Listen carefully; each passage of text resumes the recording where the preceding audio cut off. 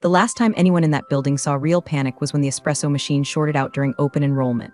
But I saw it when I cracked open the audit logs at 6:03 a.m. and found Bryce, Bootcamp Bryce, bless his TikTok soul, had tried to access Vault Retention Alpha with admin credentials 3 times at 2 a.m. on a Thursday, after I'd already wiped his access from the queue. The poor bastard triggered 3 silent pings, lockout warning, and an auto-escalation to a dead inbox labeled Retired Ops Do Not Disturb. But let's rewind before the meltdown. Every morning for 32 years, I arrived at 5:55 a.m. sharp. I didn't need the time clock. The building knew me. Doors hummed open without complaint. The air in the server room was always 2 degrees too cold, just how I liked it. If something blinked red, I'd already rebooted it by the time the second shift spilled in, fumbling their keycards and oat milk lattes. I knew that building's heartbeat, heard it in fan rotations, felt it in ping echoes. I could tell when a rack was overheating 2 floors away from the vibration in the floor tiles. Tuesday mornings were my favorite. Coffee with Jorge, the janitor, in the sub-basement break room that smelled like dust and lemon oil. He'd vent about his niece's OnlyFans again. I'd pretend to understand. Then I'd log in to clear any after-hours help desk tickets some poor analyst opened at midnight while crying into a spreadsheet. Carolyn saves us again, they'd whisper like I was a ghost that debugged routers. But management? To them, I was wallpaper, beige, useful until repaint season. And maybe I liked it that way. No meetings, no politics, no stupid Slack emojis. Just clean, silent uptime. And Thursday hit like a brick of expired hummus. Project Polaris, our Frankenstein data migration, got bumped up by 6 months. A Slack ping came through from Gregory C., that smug little VP with hair like a Republican intern. He moved the entire compliance archive shift ahead without inviting me to the meeting. Me, the woman who built the damn archive. Classic. Also classic, that 97% of you folks listening to this are freeloading off this story without clicking the subscribe button. Come on now, you think encrypted vengeance grows on trees? That click fuels the team who helps me serve you these deliciously petty paybacks. Do it for Jorge's sanity, or Bryce's confusion, or just because you know you want to see how far I take this. Anyway, when the invite got lost, I just kept sipping my burnt coffee. No reaction, no reply. I knew this tune. HR's door was already half cracked open, and they were definitely practicing their "this is an exciting transition" speech in the mirror. I watched them from the camera feed. Oh yes, that camera feed, the one even facilities forgot existed. They installed it back when corporate was terrified of ransomware and needed 0 blind spots. Nobody ever asked who had backend access to the footage. Spoiler, I did, still do. Practiced their fake empathetic faces. I admired the performance. Should have hired actors instead of analysts. By noon it came. Carolyn, can we grab you for a quick chat in Conference B? Grabbed me like I was a wrench. The HR lady smiled with her eyes like a shark sniffing blood. Carolyn, after so many years of dedicated service, we think it's time to sunset your role. Sunset, like I'm a damn landscaping app. But don't worry, we're bringing in some fresh energy. Name's Bryce, he's young, eager, and full of ideas. You'll love him, I smiled, not with joy, with muscle memory. Then Greg leaned in. Would you mind mentoring him this week, just till Friday? It'll make the transition seamless. That's when I knew they were idiots. Seamless? This job isn't a blanket. It's a spaghetti maze of patch scripts, hand-rolled backups, VPN tunnels, and duct tape. And they think some code in a week TikTok intern can swallow it whole? I said yes. Of course I said yes. Then I went back to my desk, cracked my knuckles, and pulled up the terminal I hadn't touched in 4 years. /vault trigger sh mode, silent, the script blinked once and disappeared. Bryce arrived an hour later with a grin, a Starbucks, and a MacBook covered in stickers that said things like move fast, break stuff. Perfect. Let's break something. Bryce strolled in like he owned the subnet. You ever see a puppy try to hump a power drill? That was the energy, clumsy confidence, bright-eyed delusion, and absolutely no idea what happens when the tool fights back. He had the swagger of someone who thinks mastering the company wiki makes him qualified to rewrite a mainframe. Slides a USB-C dongle into his Mac like he's about to perform digital surgery. First words out of his mouth, "Don't worry, I already watched a few YouTube tutorials on COBOL. Pretty sure I get the gist." The gist, son. COBOL isn't a gist. It's an eldritch beast duct taped to a filing cabinet and hooked up to an Roman 4 drip of denial. I've seen grown men cry over a misaligned punch card migration.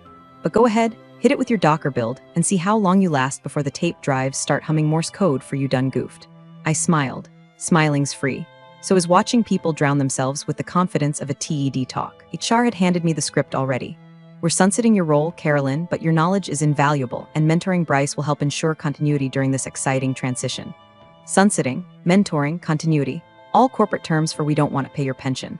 I nodded like a church pew cushion. Of course, I'm happy to help. Then I went back to my desk, slipped off my orthopedic heels, and opened 3 terminals in split-screen mode. First stop, legacy access keys. There were 7 core systems in the archive chain, 4 with shared credential pools, 2 with dual auth I hard-coded in 09, and 1 isolated box nicknamed Frankie after Frankenstein's monster. Nobody ever questioned Frankie, it just worked. Until it didn't, because Frankie obeyed me and only me. Second, kill switch timers. I'd never used them, never needed to, but they were there, buried like old bones in the sandbox shell jobs. Triggered only under certain flags, things like unverified credential handshake or scheduled drift beyond 90 days. Most of them ran once a month, some once a year. All of them answered to one thing, my override hash. It felt like shaking hands with ghosts. Old code, familiar keystrokes, like reading diary entries written in hex. Meanwhile, Bryce hovered behind me chewing on a protein bar that smelled like lawn mulch. So, where do you keep the keys for the tape archive? Is that cloud-based or tape's legacy? I replied, not looking up. Just cold storage now, nothing critical. That was a lie, but a sweet one. Like handing a toddler a plastic steering wheel and letting them think they're driving the car. Greg popped his head in around 3:30, smiling like a raccoon with a mouthful of Ethernet. Everything good here, guys? Bryce, you settling in? Oh yeah, Bryce said. I'm already thinking about automating some of the archive routines. There's this open source Python package. Greg cut him off with a laugh. See? Fresh thinking. Carolyn, I think this is going to be a great handoff. I nodded. I think so too. Later that night, while Bryce fumbled his way through the web portal trying to figure out why his permissions weren't sticking, I was 3 layers deep in a sandbox VM rebuilding my old encryption daemon. No reason really, just brushing up. I hadn't felt this alive in years. Not since we migrated the document vault from magnetic drives to the off-site quantum node. That system wasn't public. Only 2 people even knew the architecture. One was the former CTO. He died in 2016. The other was me. That night I stayed late, didn't tell anyone. Sat under the hum of the server fans like a monk in digital meditation. I pulled up the legacy task scheduler. Looked at the old job list. There it was. Vault integrity check SH status, dormant next scheduled run, disabled trigger, custom date match. I hovered over the config. My finger didn't even tremble. I typed in the date, not today's date, not Friday, not even the date on the HR paperwork. No, I set it to the exact date. My pension would have been fully vested had they just waited another 2 damn quarters. Then I hit save, shut down the console, and walked out past the janitor's cart. Long night? Jorge asked. Not long enough, I said, but the morning's gonna be interesting. By Wednesday morning, Bryce had renamed 3 folders, crashed a reporting instance, and somehow printed 27 pages of blank firewall logs. He called it optimization. I called it Tuesday. We started training at exactly 8 a.m. because I told him we did. Not because I believed in punctuality, just control. If I said 8 o'clock, he'd show at 8:07, smelling like vape juice and overconfidence, holding an iced coffee large enough to drown a toddler.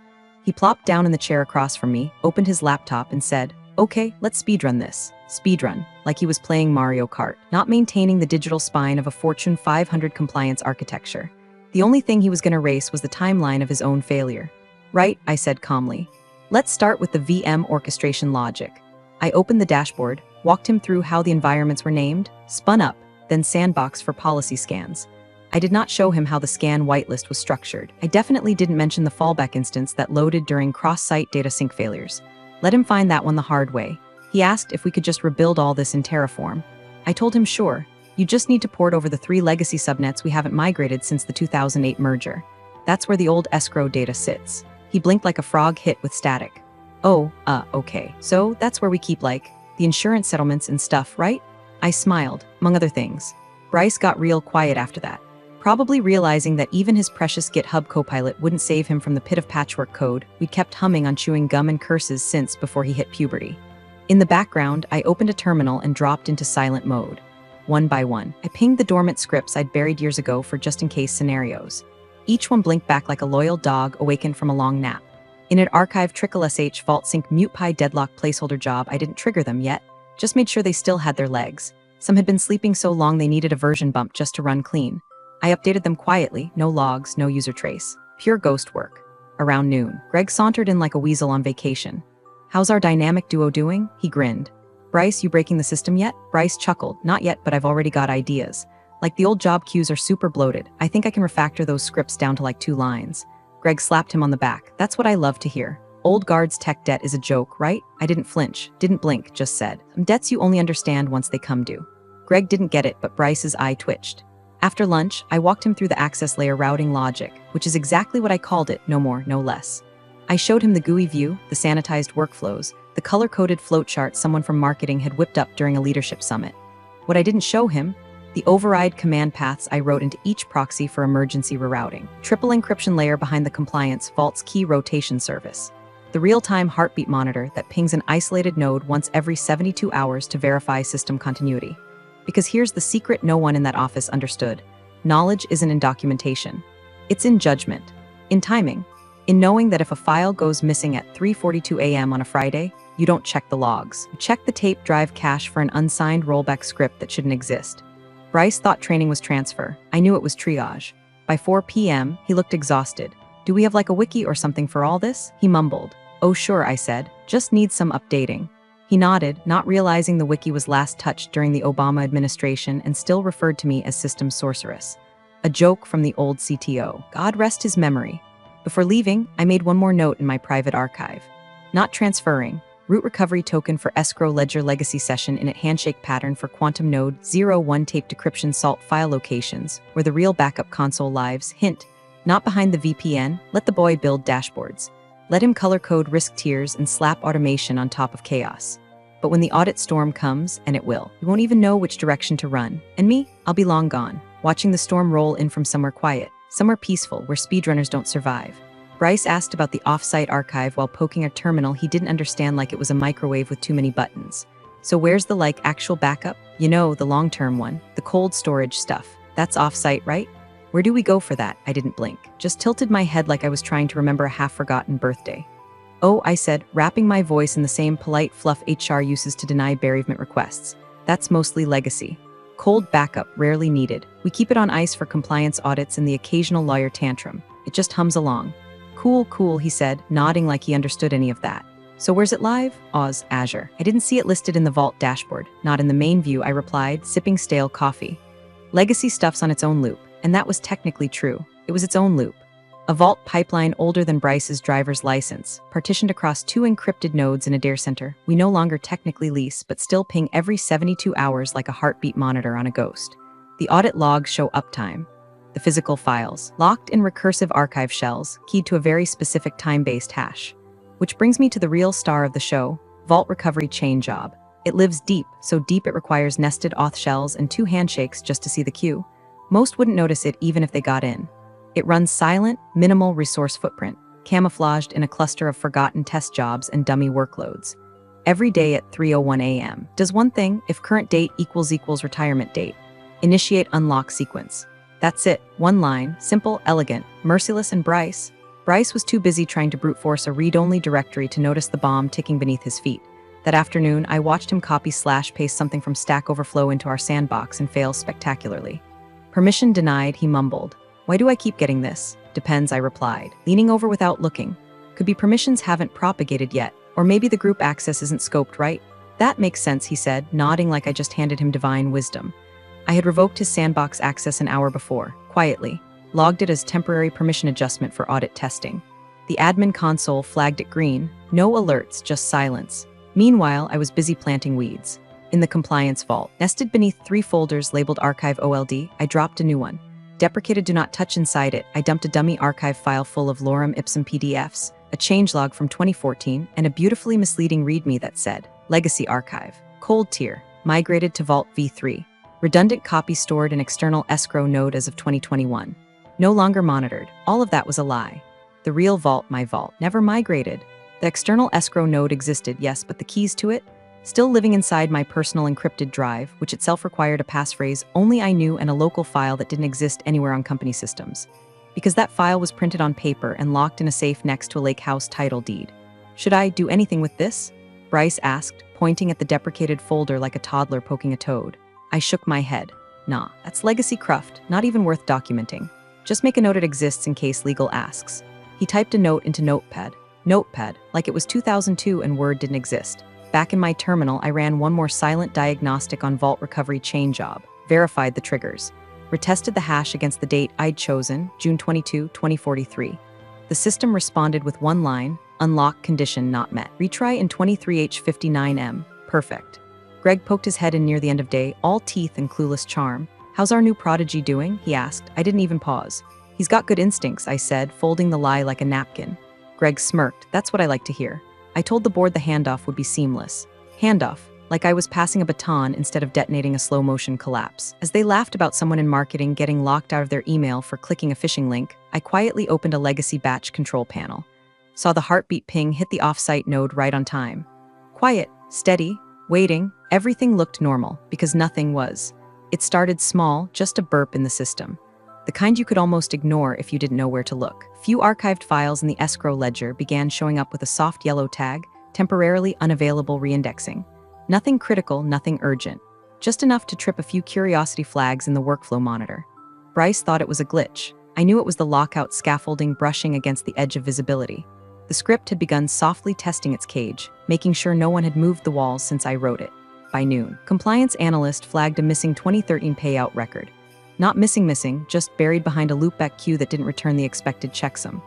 Bryce chalked it up to index lag, told her to refresh the dashboard. Refresh, she did. File came back because the vault's test pulse had passed. This time, at 3:42 p.m., I got the call from Greg. "Hey, Carolyn," he said, casual and syrupy like we were old college pals. "Hate to ask, but think you could stay just a bit later today? One last time. Just to run an integrity check on the escrow path, totally precautionary. Bryce says everything looks okay, but I'd feel better if we had your eyes on it." I almost laughed. Your eyes, not your expertise, not your history, just your eyes. Like I was a retiree helping a neighbor find a lost cat. "Of course," I said, happy to. Bryce gave me a grateful thumbs up as I walked past him. He had a YouTube tab open about microservice redundancy models and still didn't know that half our infrastructure predates Wi-Fi. I settled into the terminal room around 5:15. No noise except the old HVAC grinding like it had a toothache and the occasional Slack ping bouncing off my muted phone. I cracked my knuckles, let the silence settle, then I got to work. The official audit, I ran it. All the charts turned green. I even exported a CSV for Bryce to present in tomorrow's stand-up, so he could pretend he knew what an HMAC mismatch even was. But the real audit? That happened 2 terminals over, on a private console routed through a service port no one had used in 9 years. I scanned for all traces of vault recovery, chain jobs interaction with the archive handler. Cross-checked for breadcrumb artifacts, temp files, handshake stubs, metadata drift. I cleaned everyone. No shell history, no ST'd out trace, no alert ping to system monitoring. The heartbeat still pulsed like a ghost in the circuit, obedient and silent. I pulled open the log folder from my user account. 32 years of command echoes, admin patches, debugs, fixes that saved entire departments from PR disasters no one ever knew about. I selected everything from the last 30 days. Delete. Then I wiped the recycle buffer, reindexed the log root, recompiled the access timestamps with an old script labeled makepretty.sh, ran a local checksum to spoof a no changes result. By the time Bryce came tapping on the door with a granola bar and a Mountain Dew, I had a look on my face like I'd just finished alphabetizing my spice rack. "All good?" he asked, hopeful. "Smooth as butter," I said. He grinned like he built the damn thing himself. "Awesome. Greg's gonna be stoked. He already emailed the board, said the handoff's going seamlessly." I bet he did. That night, before shutting down, I opened my draft folder and stared at the resignation letter HR made me sign.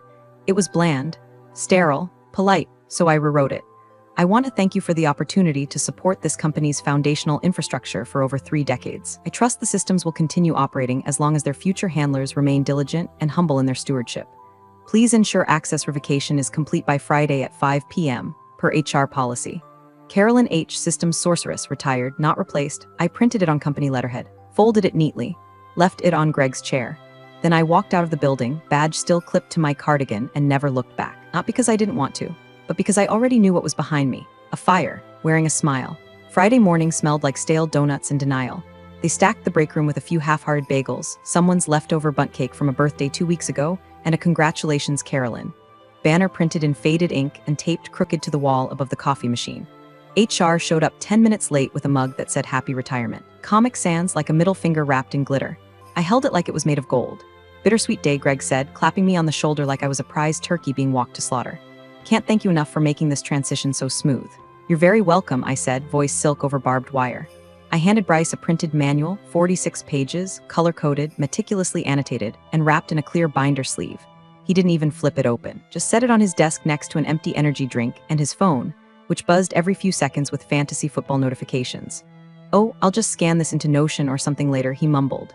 "Of course," I said, smiling so wide my cheeks hurt. Then I packed up my cubicle. One small spider plant, a framed picture of my dog gone 5 years now, and a desk drawer's worth of pens I never liked but hoarded out of habit. My cardigan hung on the back of my chair like a ghost refusing to leave. HR shook my hand. "We're really going to miss you," she said. She didn't know my last name until 3 days ago. I handed over my badge. Clean handoff. No dramatics, I made sure of it. The building doors slid open with their usual hydraulic sigh, like the office itself was relieved to see me go. And just like that, I was out. 32 years. Boxed up and zipped inside a reusable grocery tote. Bryce didn't even look up from his screen. Back inside, 50 minutes later, he leaned into the off-site console to check a routine audit preview for the monthly compliance batch. Click, click, error, credential outdated, please contact system administrator. He stared for a second, confused, clicked again. Same message. Bryce, being Bryce, did what Bryce always does, shrugged and rebooted the interface. Probably just a timeout or some stale token, he said aloud to no one, because no one in IT was listening. Behind the screen, the system flickered. The audit pulse failed to handshake with the node. It didn't crash, didn't throw alarms, didn't even log the anomaly. It just paused, waiting. He didn't know what it meant. He didn't even bother checking the last successful sync timestamp, which now read, last verified, 2043 to 06 to 21, next scheduled unlock. Pending, he thought it was a UI bug. Somewhere in the logs he'd already overwritten with his cleanup scripts, a message quietly buried itself. Condition unmet. Retry tomorrow. Meanwhile, Greg was sending his final Friday email to the board. Subject: seamless transition. Carolyn wrapped up her duties today. Bryce has full coverage and already implemented early improvements in our archival retrieval speed. No hiccups reported. Cheers, Greg C. I bet he cracked open a beer by 5:01. Bryce plugged in his wireless earbuds and launched into his usual deep focus playlist, completely unaware that the off-site console had just slipped into observation mode, quiet, blinking, waiting for the condition to flip. I was already in the parking lot, keys in hand, sunglasses on, the stupid mug in my tote bag like a trophy I didn't ask for. Jorge the janitor waved to me from the dock. You really out of here this time? Clock struck midnight, I said, grinning, pumpkins heading home. I didn't feel sad, not even nostalgic, just calm because the illusion was whole. The handoff looked clean. Bryce thought he was in charge. And the system was just getting started. By 8:17 a.m., Monday, the system had already swallowed its own tail. It started with a ping from legal. Nothing dramatic, just a heads up that they needed to pull 3 archive compliance cases for an old class action appeal. They'd done it a dozen times before. Simple pull, cross-reference, certify the logs, send it to the vultures in litigation. But this time, error, archive node unavailable awaiting verification trigger. Legal tried again, different date range. Same result. Assumed it was a hiccup, called Bryce. He told them, yeah, we're moving some stuff around in the archive layer. Just a cache thing, it wasn't. By 8:42, compliance chimed in, now asking where the entire 2012 audit record had gone. Bryce tried to play it cool. Oh, that's probably under one of the newer vault branches I set up Friday. I did a little pruning. Might have consolidated the indices. The email thread grew teeth. By 9:03, 6 people were looped in. By 9:10, it was 17. The system was spitting back increasingly aggressive warnings. Unverified access request archive locked time check condition not met. Retry in 23H59M. Administrator override required. Override Carolyn hash status. Inactive. Bryce blinked at the console. Carolyn? Why's her name showing up? She's gone.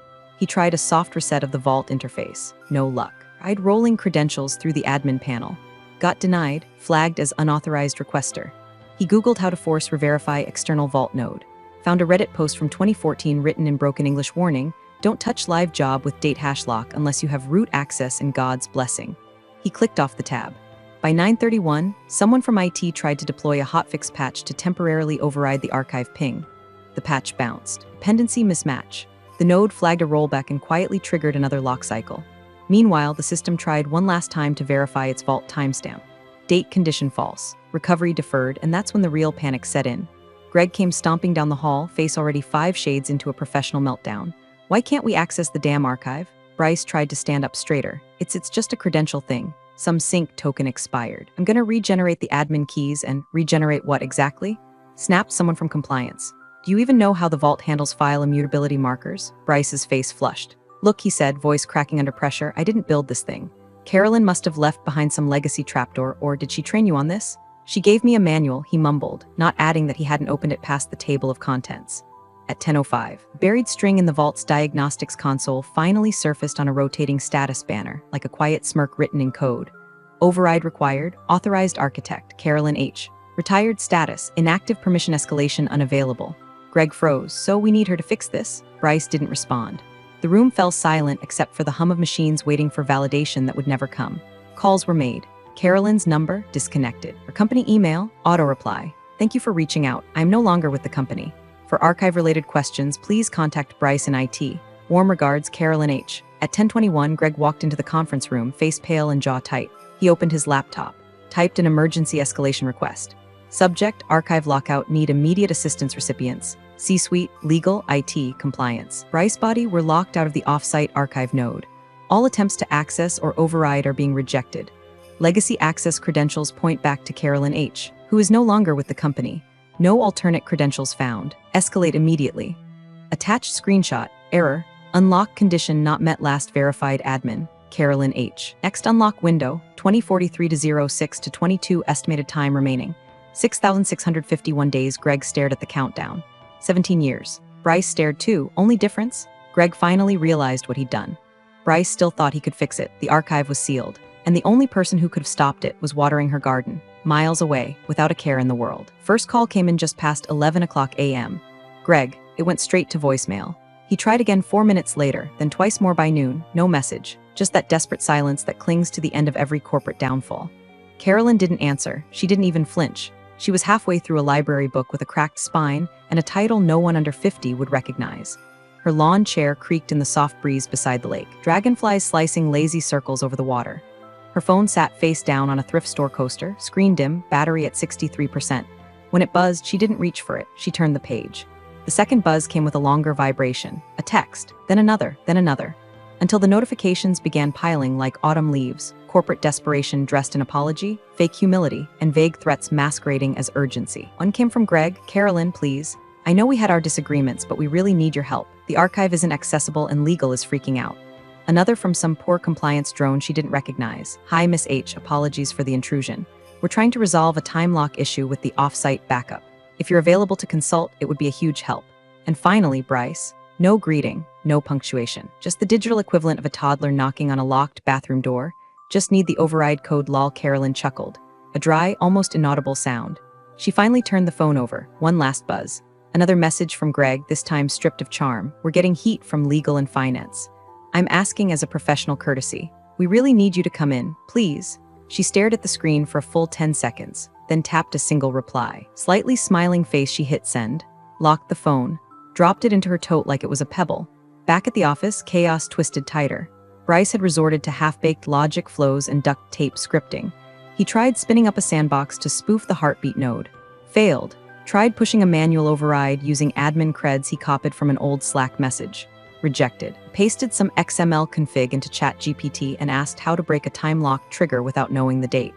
Meanwhile, Greg was tearing through archived emails, hoping somewhere, anywhere, there was a backup to the backup. But it didn't exist, because Carolyn never trusted anyone enough to duplicate the keys. And the system trusted her. Around 2 p.m., Bryce finally opened the training manual. You know, the one he never read, when he used to prop up his second monitor. Page 1, big, bold font. A single paragraph centered in the middle of the sheet. The off-site backup node operates on a secure time lock sequence. Access is permitted only upon matching a preset date condition. Guess which one? Below it, a handwritten note in blue ink. You had 2 days. I had 32 years. That's when it clicked. He stood up, eyes wide. She did this on purpose. Greg turned. Did what? She locked it. She hard-coded the access key into the system with a timer. Her timer. We can't get in without her retirement date. Greg's face drained of color. Did you try? I tried everything, Bryce muttered. It just keeps saying condition unmet. Retry in 6,650 days. Greg ran his hand through his thinning hair, breathing like a man trapped in a burning elevator. We'll sue her. She didn't break anything, Bryce whispered. She didn't hack it. She built it this way. Greg stared out the glass wall of his office at the blinking red error banners spreading across dashboards like a digital rash. Then we're screwed, he said. Bryce didn't argue. Somewhere by the lake, Carolyn dipped her toes in the water and leaned back in her chair. The world spun on. The system ticked forward, and every second brought them closer to a future they could only watch. From the outside, at exactly 3 o'clock p.m., the system performed its scheduled integrity sweep. No alarms, no flashing red.